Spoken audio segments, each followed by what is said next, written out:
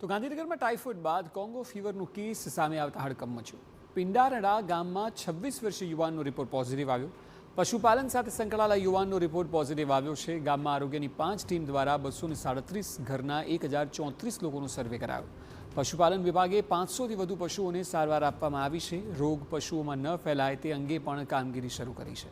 25 દિવસ પહેલાં યુવક રાજસ્થાન અને પાલનપુરથી પશુઓ લાવ્યો હતો. 10 દિવસથી બીમાર હોવાથી યુવકની ખાનગી હોસ્પિટલમાં સારવાર ચાલી રહી હતી. યુવકના સેમ્પલ લઈને પૂના મોકલવામાં આવ્યા છે.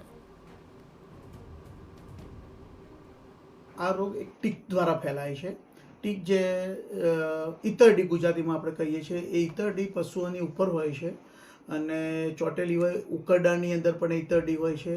આ ઈતરડી માણસને કરડે, જો ઈતરડી વાયરસથી ઇન્ફેક્ટેડ હોય તો માણસમાં પણ આ ચેપ ફેલાઈ શકે છે.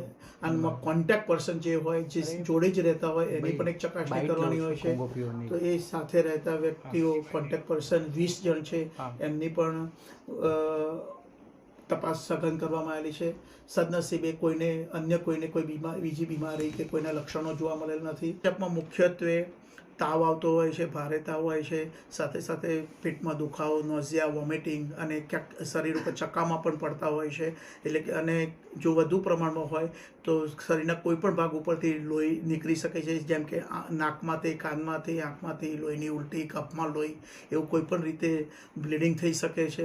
એટલે સાવચેતી એ રાખવાની છે કે આવું બ્લીડિંગ ન થાય એના માટે કોન્સન્ટ્રેશન કરતા હોય છે. બ્લીડિંગ પણ વાયરસવાળું હોઈ શકે, તો એનાથી દૂર રહેવાનું થાય.